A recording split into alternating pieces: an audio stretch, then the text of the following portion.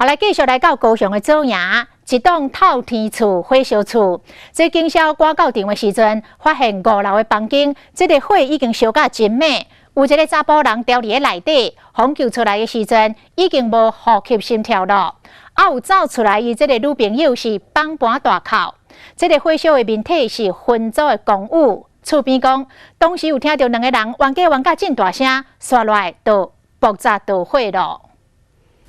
日个厝5楼火烧厝火有够猛，逃生出来厝边隔壁犹过会惊。警察人员一日得到消息，赶紧调派分推车到现场拍火。这个代志发生伫透早3点，当时中央区这栋透天出租的人家厝5楼房间导火，有一个查甫人掉伫内底，救出来时已经无气啊！家己走出来，这个当地女朋友，警方伫甲问话时，情绪真激动，听到男朋友纵身火哭大声一直哭。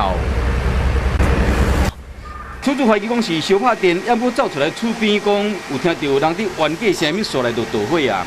吵完没多久就起火了，就砰砰砰啊，就是砰砰砰，旁边下来了。警方一个调查证实讲，代志发生前，这对情侣确实因为钱的问题伫冤家。是争吵完以后，他有到阳台去透透气，然后等他回来的时候，他就发现说起火了。那因为王姓男子并没有回应他，那这个时候啊，看火势也有点大，那这个郭姓女子就立即先逃离现场。女方口径，警方爱去调查，要不若真正是因为情侣冤家才会火烧厝，和厝边有危险，那呢，这个女方恐惊未来嘛牵涉到公共危险罪。